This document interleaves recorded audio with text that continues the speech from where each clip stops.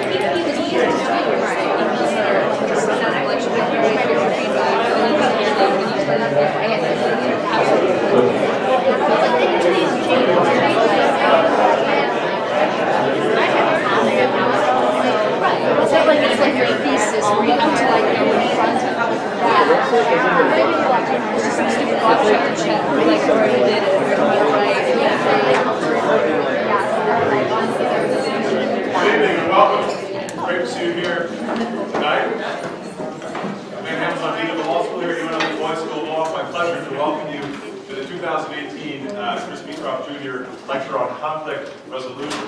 We're delighted to have as our speaker, Professor Andrea Schneider. Thank you very much, Professor Schneider, for being here today.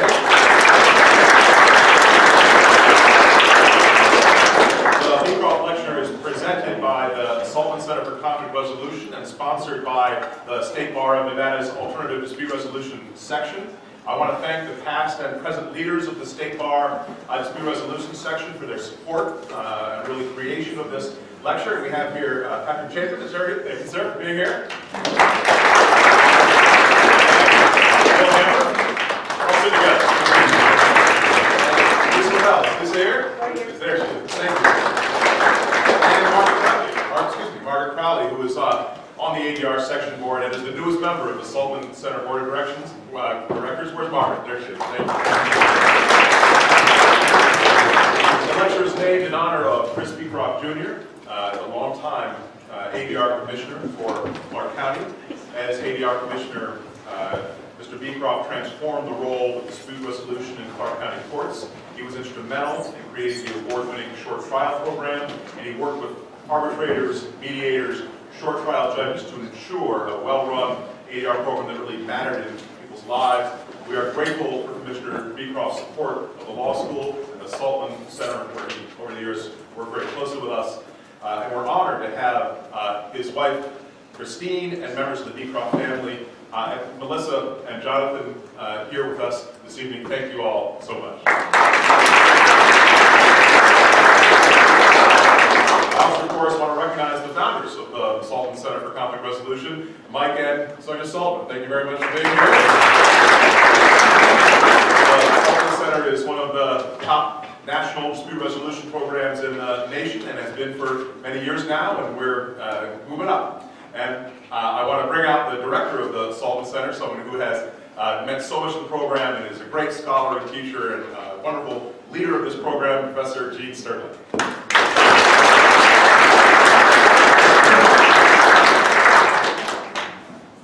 Wonderful. Well, thank you, Dean Hamilton, and thank you everybody who Dean Hamilton already thanked, and thank you again.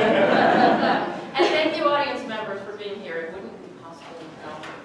I have known Professor Andrea Schneider for many years. We have been to many conferences together. We have stayed out late sometimes. We have done probably bad things together. So with that introduction, one would hope that I could give you some real dirt on her, but I'm not going to for two reasons. Number one, I don't want to eat up that much time. And number two, I don't remember everything. And number three, I really want to say what a great scholar she is. That's the most important thing to know. She has an unbelievable pedigree. She went to Princeton, where she was at the Woodrow Wilson School. She went to Harvard Law School, where she was in the program on negotiation. She was such a star at the program on negotiation that she was asked to co-author a book with Roger Fisher, who some of you, many of you perhaps may have heard of. He's basically the god of the field who wrote the very, very famous book, Getting to Yes. So to have been asked to co-author a book with Roger Fisher is an incredible honor. She did that when she was quite a younger scholar, and now she has continued on the trajectory that one might anticipate with someone with that background. She's written many books, many articles. She was just named the Outstanding Scholar by the American Bar Association section on dispute resolution. I don't want to eat up any more time. So she's not only a great scholar, she's a great speaker, she's a great topic. Please come and enlighten us. Thank you.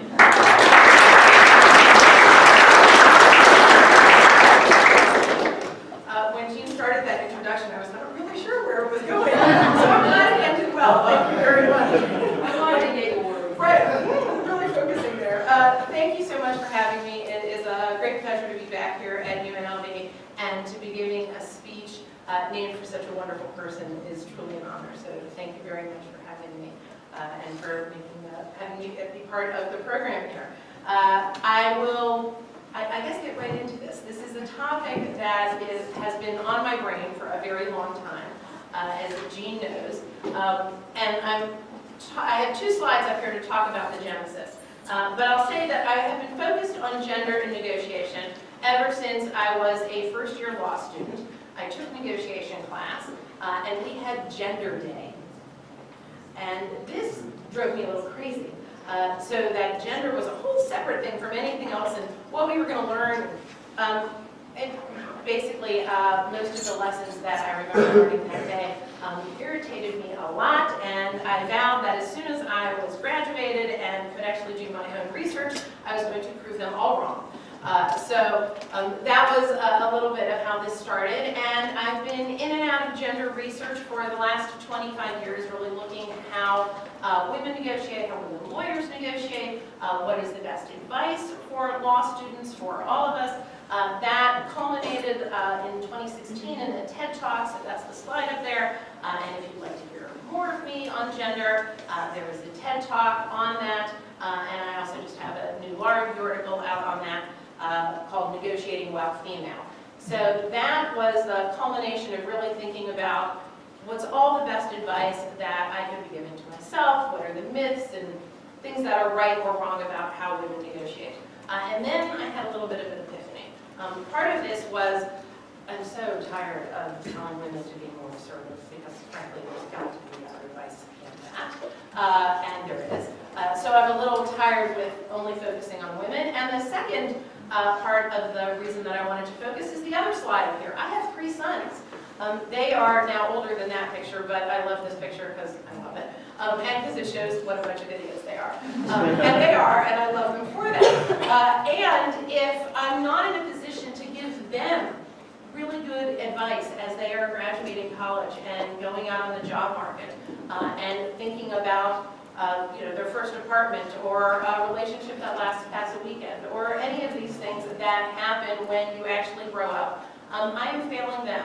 And frankly, I'm also failing half of my law school class because my law school class looks like this. It's half male. So it's time to really focus on what the best advice is out there also for the guys. So hence the title, What About the Guys? So here's the caveat part of this speech. I'm going to be using men and women as shorthand for masculine and feminine, understanding that everybody's on a bell curve and maybe your behavior matches what I'm talking about, maybe it doesn't. As I said, when I started learning about women and negotiation, my behavior didn't match what seemed to be on the bell curve. I like to point out I have 3 sons. If I had started this, if I only had 1 son, I probably wouldn't return to much of this research because he is incredibly emotionally intelligent and empathetic. The other 2 need work. And so we'll be talking about that. And so this is the caveat part of we all fall somewhere along this, and whenever we are negotiating with someone across the table, we have no idea where they fall on this. So that is my caveat. Gender is a really nice lens for looking at negotiation skills because it is incredibly studied, but it is only one lens. And so any of these studies that I'm referring to, we could probably run on birth order or on East Coast versus West Coast or on any other variable and also find a nice spread of negotiation skills that we should be thinking about and focusing on. Gender happens to be the one that a lot of us study because it's salient and it's in our face. So happy to talk a little bit more about that during Q&A.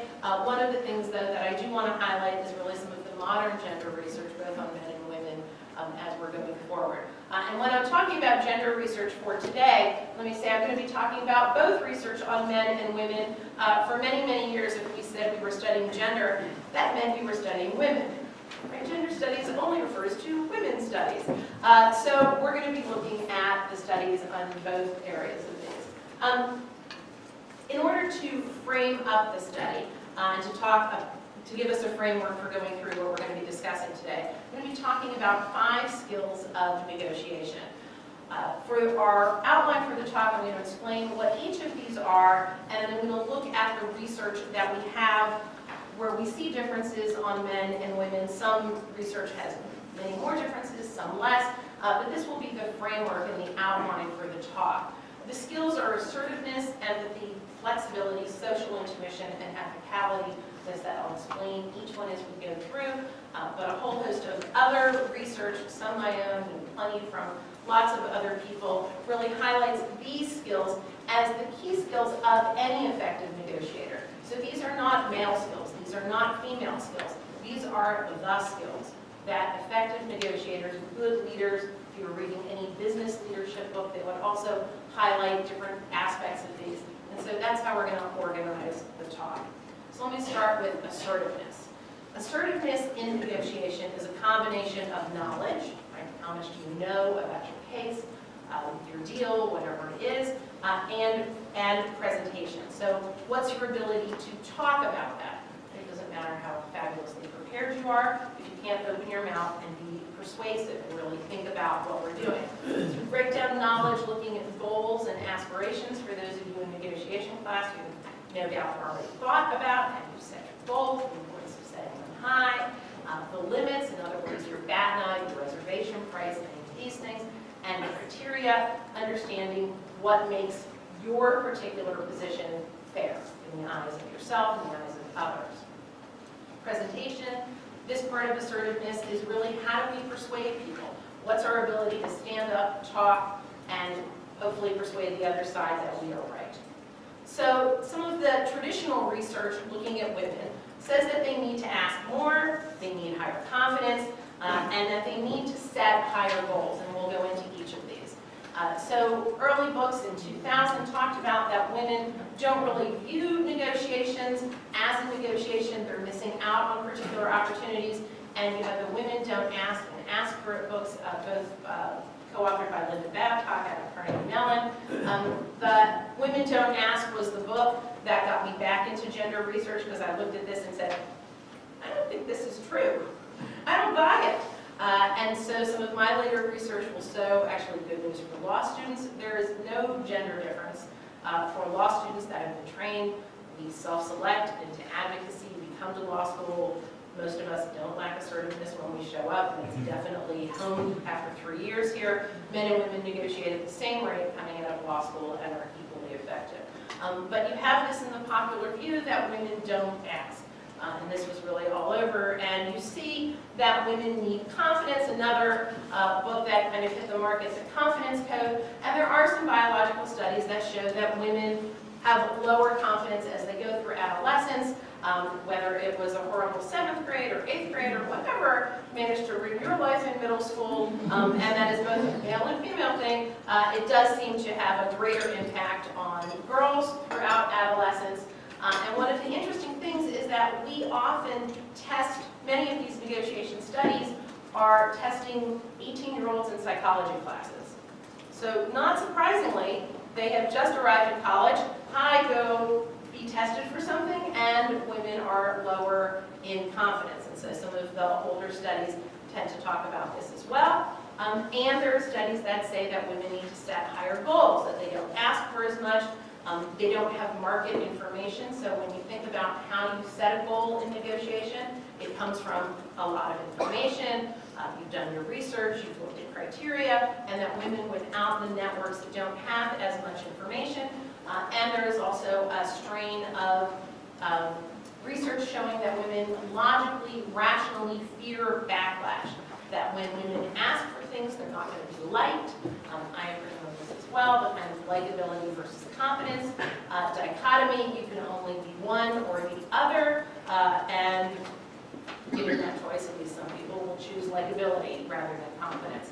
And so rather than deal with backlash, they're not negotiating. So what do we know about men? Men, perhaps not surprisingly, tend toward overconfidence, but some of the very new research shows that men also face a backlash for what is perceived as overly aggressive negotiation. So overconfidence, there's study after study that show that lack of knowledge or experience is no barrier for many men in applying for jobs or saying that they know things. And that in negotiation can actually come back and bite you.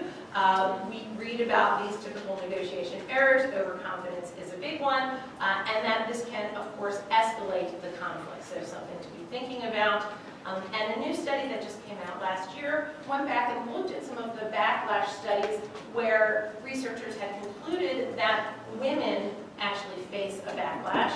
They went a little bit more into the data, looked at the actual language that was being used, and concluded, in fact, that when there is overly aggressive language, so instead of saying in a job negotiation, you know, could you do a little better here, or wow, the market seems to argue for a salary of $60,000 and you've only offered me $50,000. The language that was used in the study was actually very aggressive, saying things like, this offer is completely unacceptable. I could never work for this amount of money. You have to make this better, or whatever it is, kind of very aggressive language.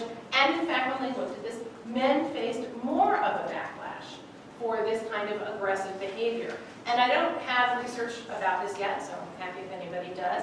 But I'm kind of wondering whether all of the bullying training, and frankly the anti-bullying that went through elementary school, middle school, coming up, has had some impact now in what are the college and law school age and early workforce age, where these things are being tested, so that there is more of this reaction to what is perceived as bullying. So again, not all good news for women in terms of thinking about assertiveness, but not all good news for men in terms of really moderating that confidence and moderating that behavior that can get too aggressive. Empathy is a second skill in negotiation. And again, if you're coming out of negotiation class, you've read the tension between empathy and assertiveness, or you've looked at different styles, which perhaps put these in conflict. And so we know that good negotiators are those that understand the other side and can also recognize and realize kind of the emotional tenor of what's going on.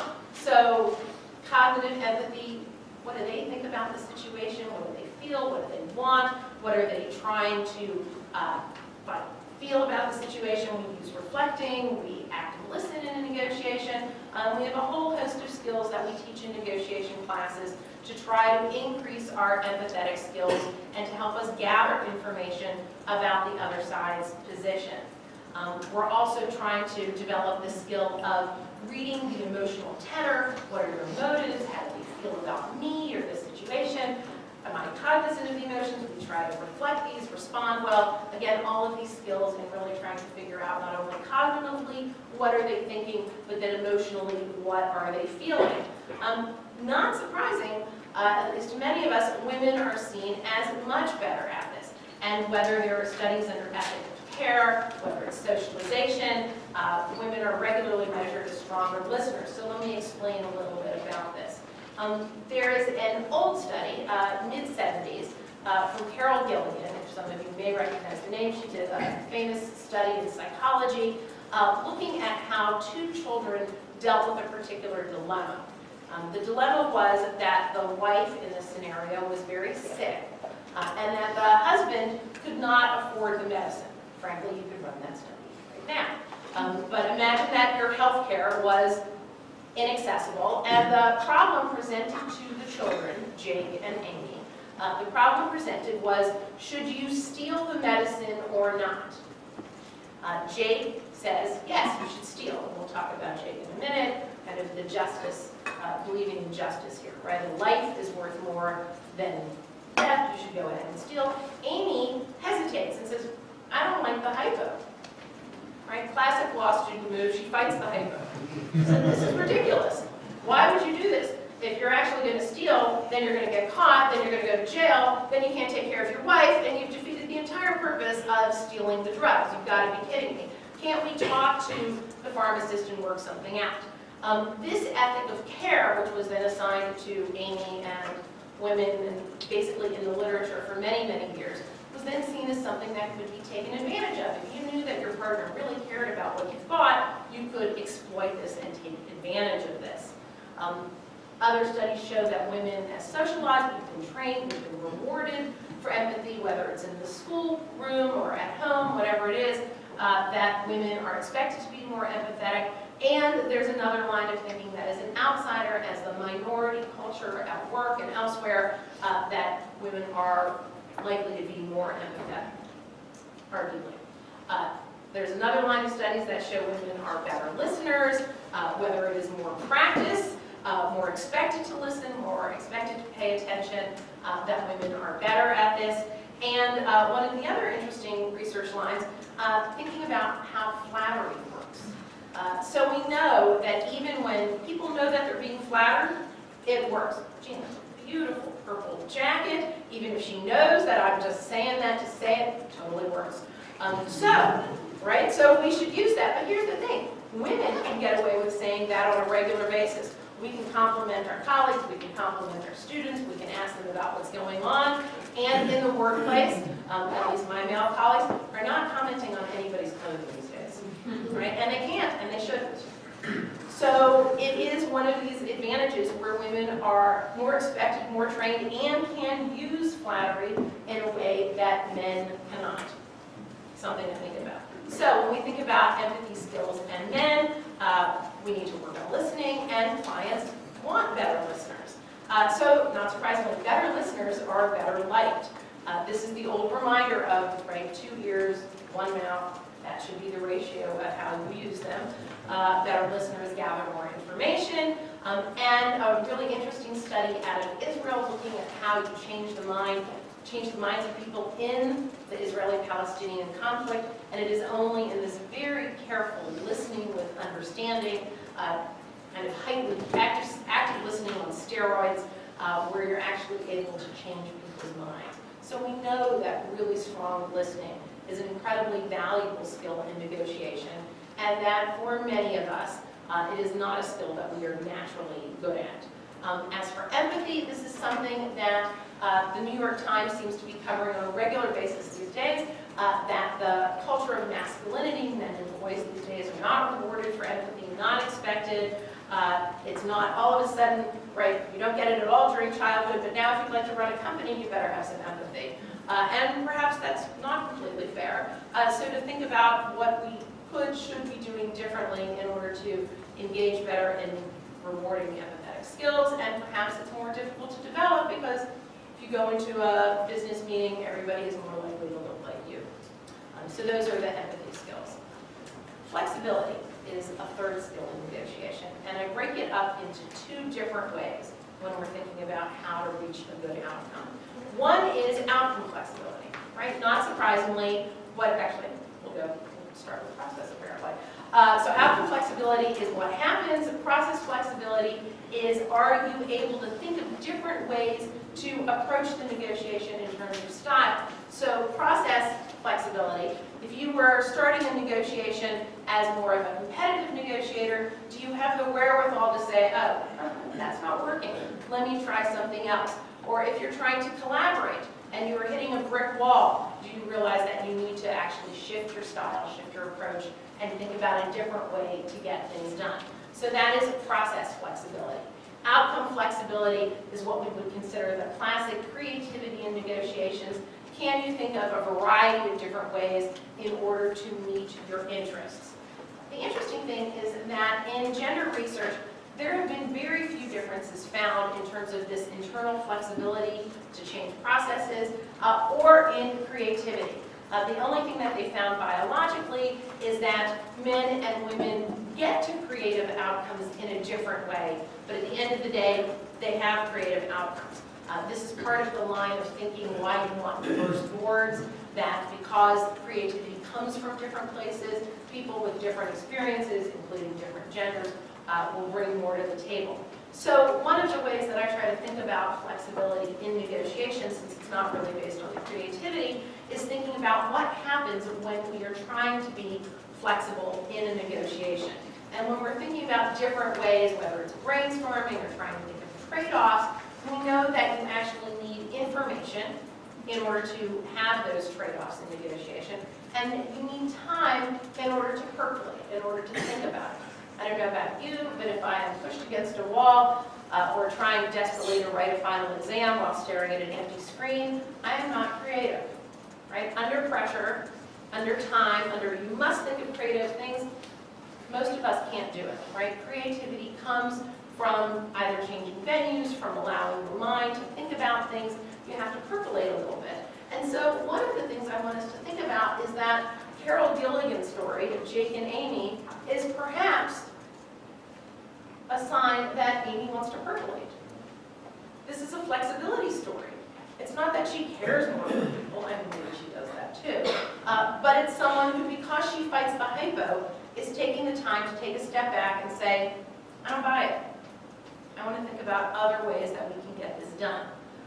Women, we know also from other studies and from leadership studies, are more likely to consult before deciding, and that consultation, again, brings in more information to allow you to be more creative.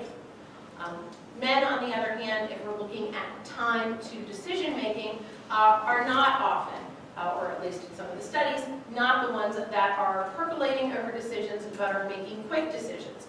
And so, again, we could read the Jake, I'm going to steal now in order to save my wife, and I will deal with the consequences later. Right? It's a quick decision that can be very advantageous in some instances, and in negotiation, not clear that this shoot from the hip, decide first and deal with it later is something that's going to help us be more flexible and in order to find better solutions. Some of the interesting studies, primarily out of Great Britain, but also here, looking at how testosterone and stock trades work. So the kind of fun stuff.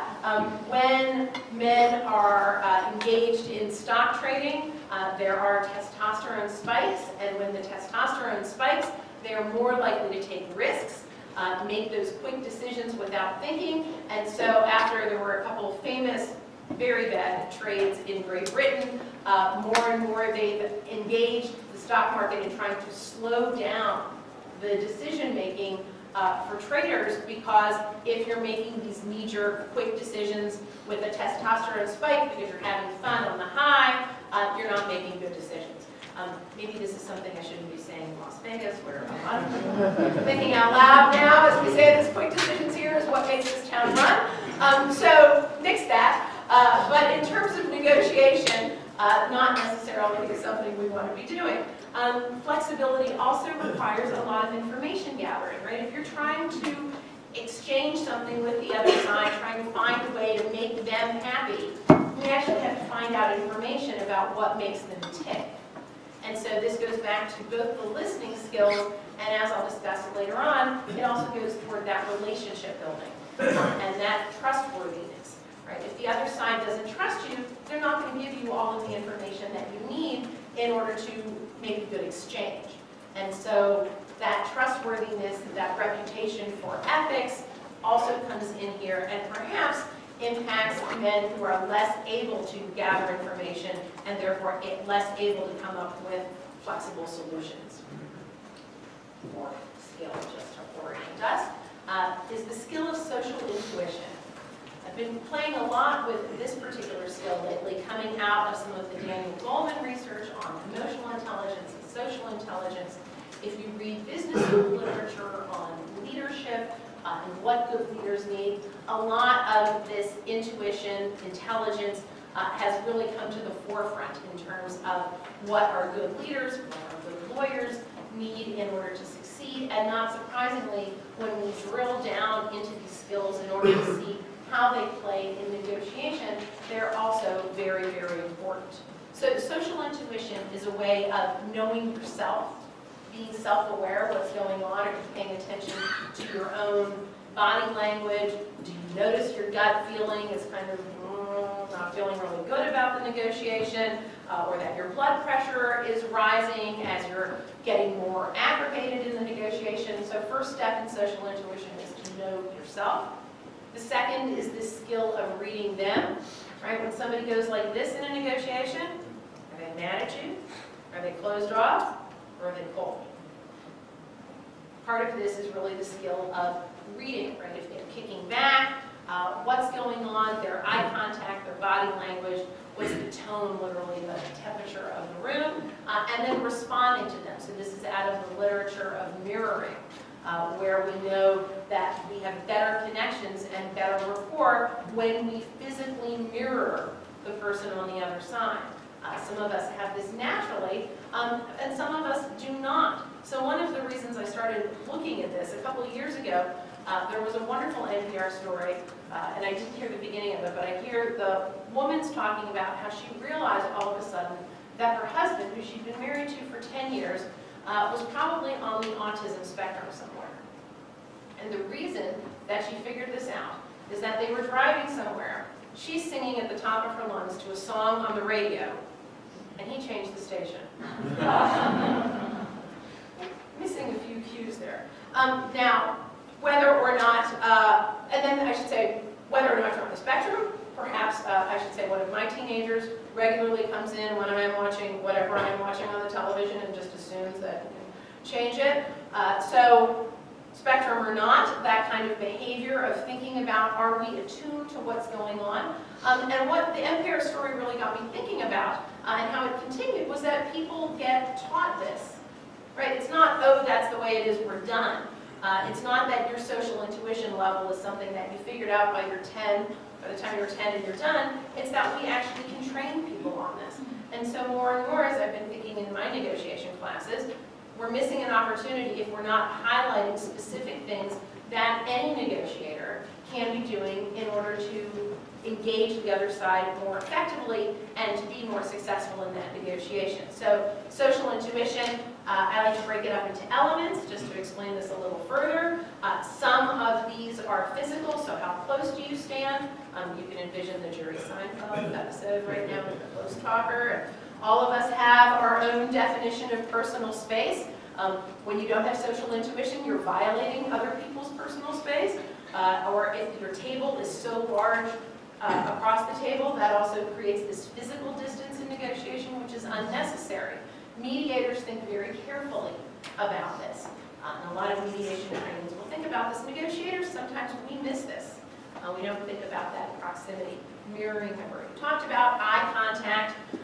Physical contact is something as well. We'll discuss that. And then there's also what I would call the paraverbal, the tone, the pace, how fast you're talking in a negotiation, what's your tone of voice, and we all know the angry tone, or the soft tone, whatever it is, humor, metaphor, all sorts of things that can happen in a negotiation that are really under this heading of social intuition. So, what do we know about gender differences here? Women are considered better readers of others, have higher self-control, higher self-awareness, and are better at mood setting. So this too seems to be a skill that we want to be thinking about, taking advantage of where women might have those advantages, and thinking about where we can bring up the men. A whole host of really fascinating studies in terms of what women can decode. We don't know whether this is biological or socialized. Right? So I'm not at all saying nurture, nature, anything like that. It's just this is what we're able to measure at this point. And so better able to maintain eye contact, read the emotions, nonverbal display, better able to read smiles, and to understand that that is actually happiness, as opposed to a ha-ha, I'm about to get you. Things like that, where women are considered better readers, have more self-control, more self-awareness. Again, this is the kind of anti-testosterone that we can think about, and are better at hosting. So if you think about mood and how important that is in negotiation, again, this is likely socialized, that you're thinking about kind of literally setting the table and thinking about that mood of how you want things to go in the negotiation. So what does this mean for men? So one of the interesting things that has struck me over the years, some typically male institutions have already figured this out. And if you look at hostage negotiation team training, whether it is from the FBI or from the New York Police Department, much of what hostage negotiators get trained on is this. It's all empathy, listening, and social intuition. How do you read body language? How do you establish rapport? Even when you never want to see that person again, and most hostage negotiators never expect to see that person again, how do you immediately establish trust? What's your verbal, what's your language, what's your paraverbal, how slow you talk? All of this is already encompassed in the training that these very male institutions have already been engaging in. Thinking about the larger issue of mood and intimidation and how just a physical presence sometimes can impact the relationship and how the communication happens. And then, of course, cultural competence. Some companies, again, already do a lot of training on this. Law schools, less so. So, as I said, FBI, building rapport, learning to listen. One of the interesting studies is that men are better able to read threatening cues. So men can read threat, but not happiness. Not I trust you, not let's get along. And so, right, if you're looking, again, I don't know if it's biological or else, but those are the things really to be thinking about. And again, the FBI, NYPD really working on honing the rest of those cues. We know, we've already talked about the backlash for bullying. One of the things that, again, depending on your size, something to think about. What's your height? What's the tone? How are you using your physical presence? And when you're that proximity pace, if you are coming up to somebody's desk and standing over them, I am far less daunting if I am standing at your desk than many of you. So really being aware of what that physicality and the presence can do. And another fun recent study, when you look at dyads of mixed gender, same gender, anger is more likely to be the emotion at the table when there are two men negotiating. Happiness more likely to be the emotion when there are two women. And frankly, what we know is that better moods lead to better outcomes, more integrative outcomes. If you're operating in an angry mood, it's more likely to be a competitive narrow distributional outcome. And so really paying attention to what the tendencies might be versus what your goal as a negotiator would be. So men and touch. Let me have another caveat here. This is just a fun topic all in of itself, and one in which obviously we need to be really, really careful. So I am not advocating touching anybody that doesn't want to be touched. Some really interesting studies showing that when wait staff of either gender touch you lightly when they are returning the check, whether it is returning it to your hand and just touching this, or touching your shoulder as they return the check to you, just a very light touch, tips go up. There is something about the physical touch that, again, helps to the mood, helps establish connections. We are humans who are actually supposed to engage in physical contact. And if you look at basically any other primate, there's all sorts of grooming and touching and community building activities that occur. And in the United States, men don't touch each other.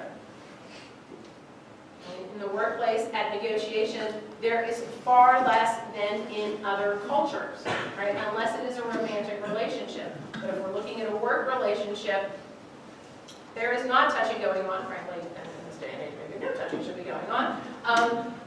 It is one of the interesting things that women do get to decide. So, when I greet the dean, is this a handshake? Am I leaning in for a hug? I've seen him for years now, right? And you would probably hug me back, Dan, if I had, right? Women in mixed gender pairs are the ones that are controlling the level of touch. Frankly, this is also my legal advice. That's exactly what should happen. And it is an advantage in a negotiation because the touch does establish another type of rapport and mood and can be used to your advantage. So something to think about. The last skill that I want to talk about is a lovely made-up word called ethicality. And ethicality is this umbrella term that I use to talk about more than just are you following the rules. It's not just the ethical rules of negotiation. It's really what does your ethics say about how that connection is going to happen and what's that relationship between the parties. So it's your reputation. All of us have reputations, whatever that reputation might be. We also want to be thinking about trustfulness and trustworthiness in a negotiation. So we are trying for, when we're negotiating with people, we try to build their trust of us. We want them to trust us because that's going to give us more information. It's going to lead to better integrative outcomes. All sorts of studies show that your better reputation is one of the most important things that you have going for you in a negotiation. So we definitely want to have a good one. We want to know our own reputation. We want to demonstrate moral character. We want to have a long-term view in any negotiation, right? If you treat people like this is a one-time interaction, it will be. Okay, so we want to have that long-term view. We want to be thinking about how our behavior impacts the other side. All of this is our basic advice on how to increase our trustworthiness so that we have a good reputation and we're better and more successful in negotiation. We also need to take that leap of faith and trust them. Right? We can't go around being suspicious of every single thing in the world. We need to be trustful because we need to have some information exchange in order to try to be successful in the negotiation.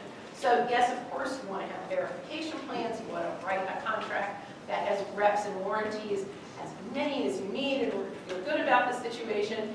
And we have to establish the ability to trust them in some ways. And so really thinking about their reputation, their moral character, what do we know about them as we engage in the negotiation. All of this can be very, very useful and very helpful in the negotiation. So what do we know about the difference between men and women when we look at ethics? So here's the interesting thing. Women are expected to have a higher standard of ethical behavior. They are more lied to, and they also engage in more pro-social enforcement of norms. So let me explain a little bit about each of these. Women are assumed to be more ethical. Not sure it's deserved or not, but it is the assumption that women are more likely to follow the rules, to behave, and in fact, this can lead, in a room full of lawyers, something to pay attention, women are punished more harshly when they violate the code code of conduct, the ethical rules, our professional responsibility rules. So there's some fascinating studies showing that for the same ethical violations, women will be punished more. That's another fun line of research that we can get into, whatever frustrating line of research. But this and the linking studies to it show that this is because we expect women to be better behaved and to follow those rules more closely. What this means in negotiation is that when you walk in the room, the other side's more likely to trust you because they assume you are more likely to follow the rules. Now, because of that, women are more likely to be lied to. And so I love these studies that came out a few years ago that showed that women are more likely to be lied to because it was originally cast as a women's problem. So the women are getting lied to, and that's their problem? Their fault? Really? What about the people who are doing the lying? Right? Isn't that the place that we should focus our energy? And the ethics professor in me says, yes, I want to make sure that's not happening.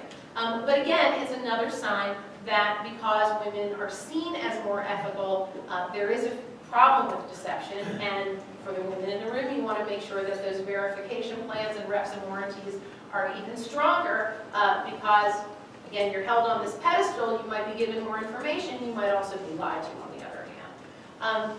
Last interesting piece of women and ethics is that women are more likely to engage in pro-social enforcement. We call this gossip. Now, gossip has a pretty negative connotation. On the other hand, this is how social norms get enforced. And in some instances, there was that very famous media men list that went around. This is enforcement of norms. You're the guys you want to avoid. You're the people you don't want to work for. Here's the people you don't want to negotiate for, right? That is pro-social enforcement. And women are more likely to have those networks and to engage in that behavior. So what do we know with men? Well, they need to work on their reputation. Less likely to be seen as trustworthy, more likely to be seen as violating the ethical rules, and therefore, when this happens in a negotiation, the other side is more suspicious, right? Just by showing up. And this is completely unfair, right? Any guy that sits down across the table, I'm going to assume that you are less trustworthy, seems like a completely unfair assumption. Yes, it is. And if that is the case, that means you're going to have to work harder at earning my trust, whether it's me or anybody else across the table. And so to really think about the downside of if you're not establishing sufficient trust, there's less information sharing, less integrative agreements, and if you want to be more effective, what are you doing at the table? Whether it is that empathy, that listening, the social intuition, rapport building, all of those things that make you better able to establish the trustworthy relationship that you want in a negotiation. Because when you walk in, that's not the assumption. So a little bit of harsh there. And also thinking about the fact that men have less self-control in all of those fun, whether it's the babies and marshmallow studies, where how long will it take for the toddler to eat the marshmallow, and then as we grow up. This is really some of the biology here in the testosterone versus the hormone at play in women is oxytocin, which makes everybody happy when that spikes. Testosterone, as we've discussed, makes you more risk-taking. And when that's at play, there's less self-control. There's less self-control. All sorts of ethical studies, including by Professor Sternlight, that show that less self-control leads to that ego depletion, and when you're focusing on other things, you're more likely to violate the rules. So thinking about that less self-control, and how do we then establish that trustworthy relationship. So, yay, we have time for questions. All right, so as we conclude with hopefully a lot of questions, thoughts, and comments, I want to again point out that gender is just one of the lenses that we use to study all of these skills. The best negotiators are going to have all of these skills in play, are really going to be thinking about when am I assertive, when am I empathetic, how am I building that social intuition and rapport in order to smooth the interactions, am I making sure that I come across as trustworthy, all of these things that we've discussed. And because gender is so studied, we can see some of the differences. Some of these are what I would call old older studies, 20 years, 15 years. I would imagine things continue to change over time, and some of these are brand new studies where there are still, as not to be surprised, still differences and things that we should be thinking about wherever we are falling on that particular bell curve. The second thing that I like to point out when we're talking about gender is that assertiveness is only one of the skills, and so much of the gender literature in the last decade has been on women don't ask, or they do ask, men do this or men do that. It's really only focusing on assertiveness, and it is ignoring all of the other skills that make you a really good negotiator. So this is also my plea that negotiation research, the stuff that gets measured, continues to be in the other skills as well that make you a good negotiator. And again, as I've said, the best negotiators are really thinking about a variety of skills to bring them to bear to make you the most effective negotiator that you can be. And with that, I will end.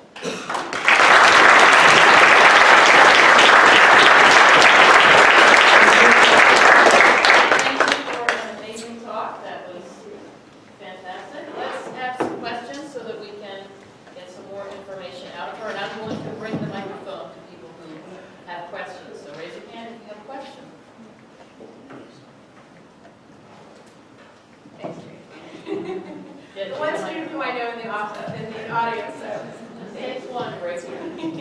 So, you talked about how like women are assumed to be more ethical. A little anecdotal. I went to a wedding a while ago, and I came in not knowing people in the room, and was overly nice. And people were like, "Oh, you're definitely a lawyer. You being slick, you know." Try to compensate for being assumed as aggressive or unethical, and then they think that's exactly what you're doing. So, any thoughts on that? Right. That's and you're definitely not the age for the wedding circuit, so you're going to be going on a lot of these, meeting a lot of people. And it's a really good point, right? Because what can we do if we're trying to establish this rapport? So a couple different things. One is really thinking about where do we get reputations from? And at the end of the day, that's predictability of behavior, right? Do you do what you say you're going to do? Do you have that trust that if I ask you to do something, you're going to do it? And so in negotiations where I would assume there is repeat interaction in one way or another, it's really just following through. Are you emailing back when you said you're going to email back? Are you finding the information? Are you being responsive? Are you showing up with the expert? All of those kinds of things. It's do what you say you're going to do is really that's the easiest way to start being trustworthy, because, right, how do we know all sorts of other things? You don't until you perform, right? On the other hand, if you're going into a new situation and you're trying to establish that, so I'm curious to see, or we'll talk about what you said to try to smooth this. The friendliness is just one piece of this, right? It's also, can you find that connection? What Robert Cialdini calls liking. So it's not just, hey, like me, I'm a nice guy, but can we find this connection, right? It's your second cousin once removed and we both went to the same summer camp. It could be anything, and it's really kind of crazy, but if you look at a very good car salesman or Best Buy salesman, wherever it is, they're finding when they talk to you, they're not actually interested in where you grew up. I need to break it all. They don't. What they're trying to do is find that connection. And do you both root for the Steelers? Awesome, that was great, blah, blah, blah. You know, do you remember this particular play? Do you have this thing in common?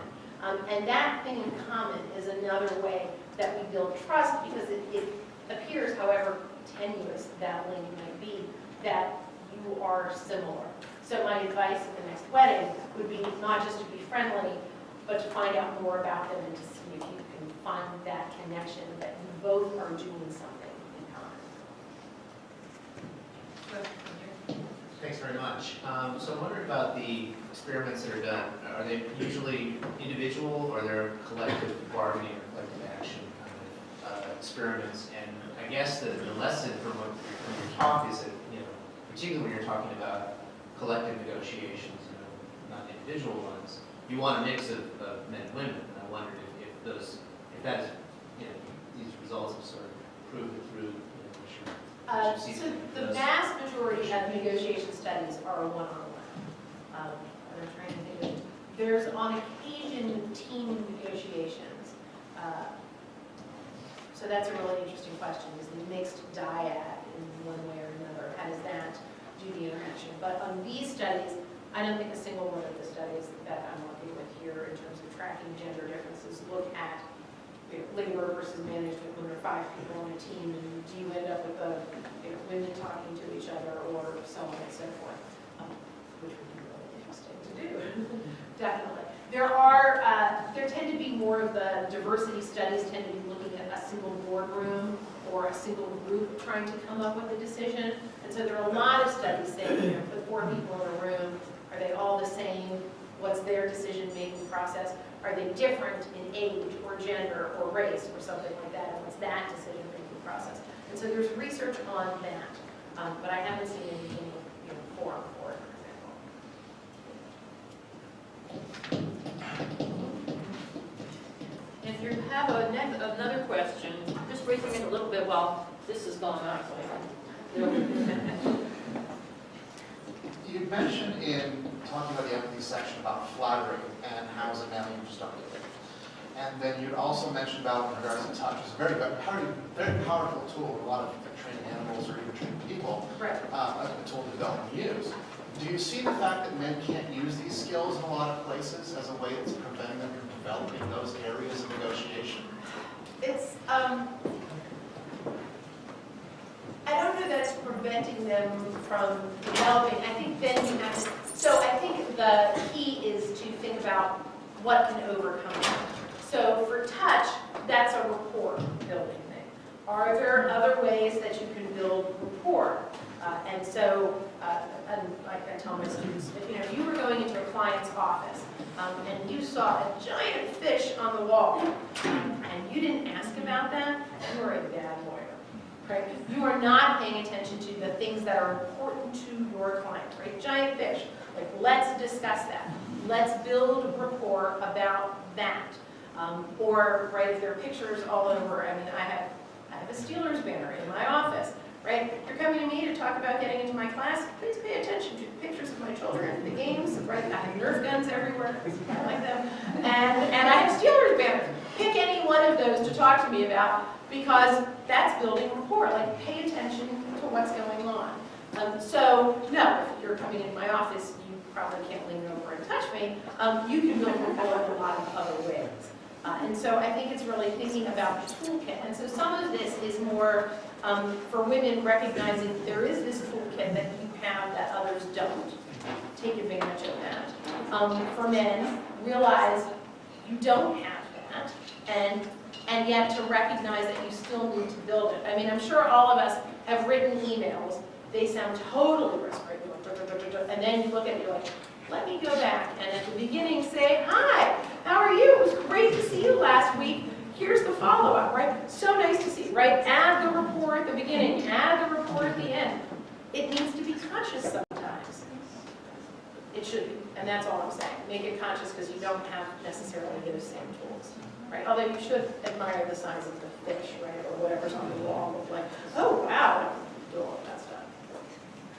So I don't feel really self-conscious here, because I'm the fourth guy and I'm going to ask some questions. And I don't know whether that means that we're being more assertive in taking the microphone, or whether that means that we're trying to be gather more information, which makes us more familiar.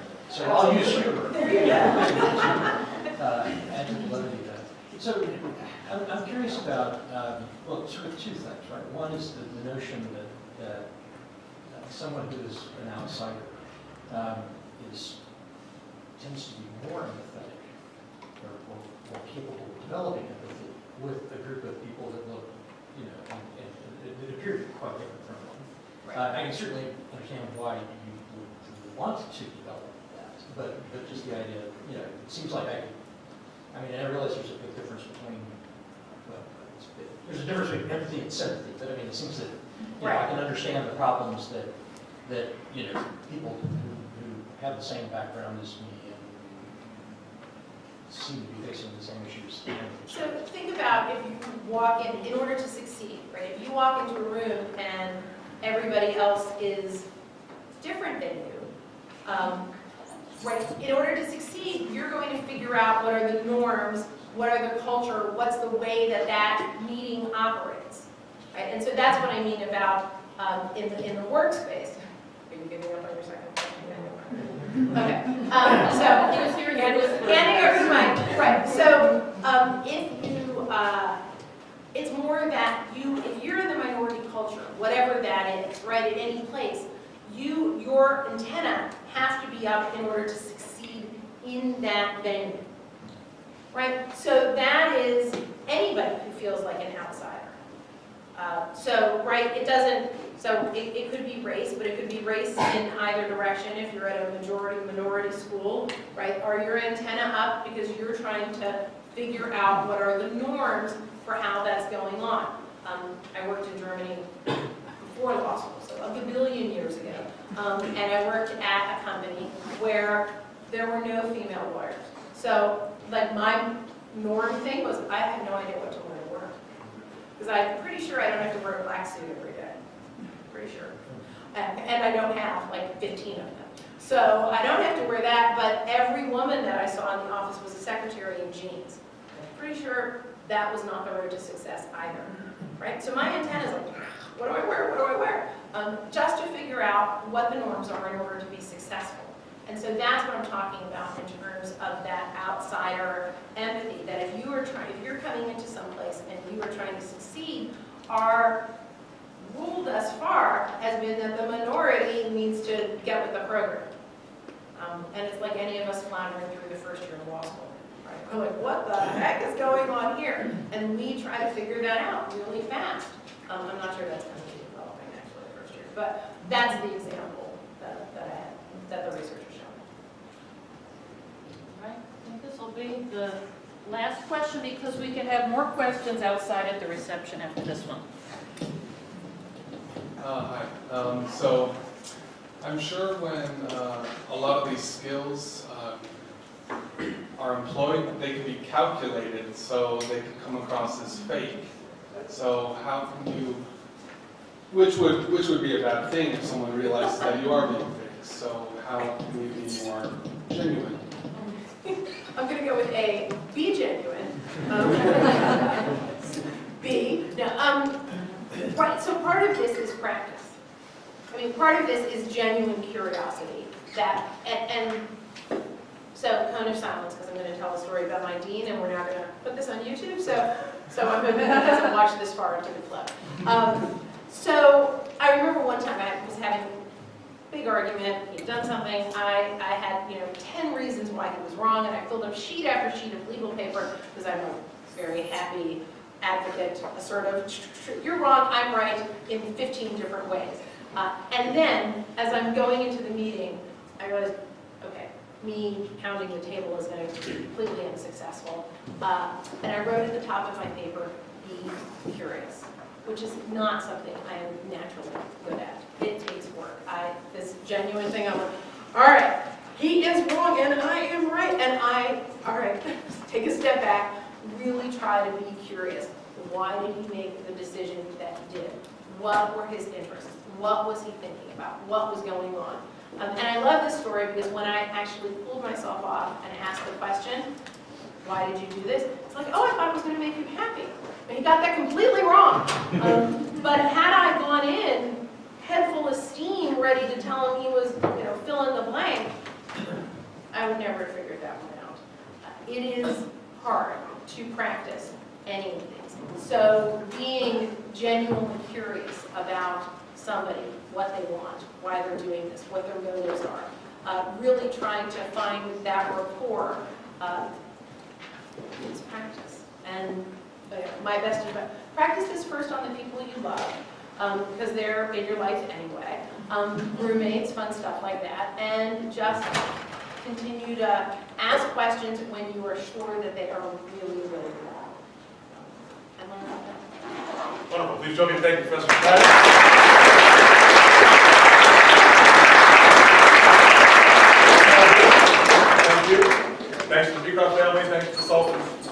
See you next year. Do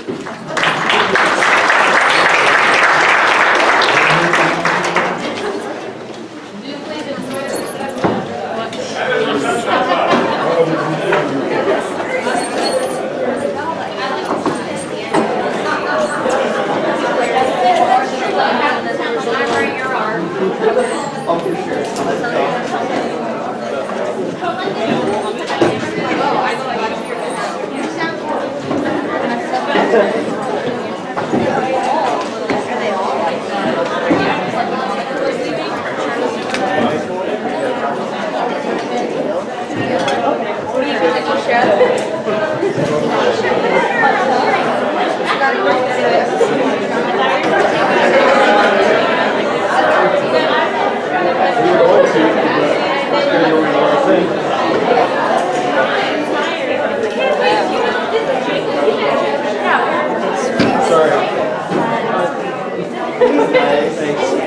You look nice.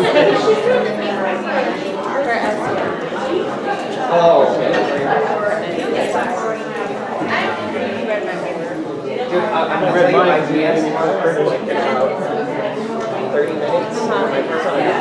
We're only allowed to do one, unfortunately. Because our friend was like, yeah, we let me do like 2 of them.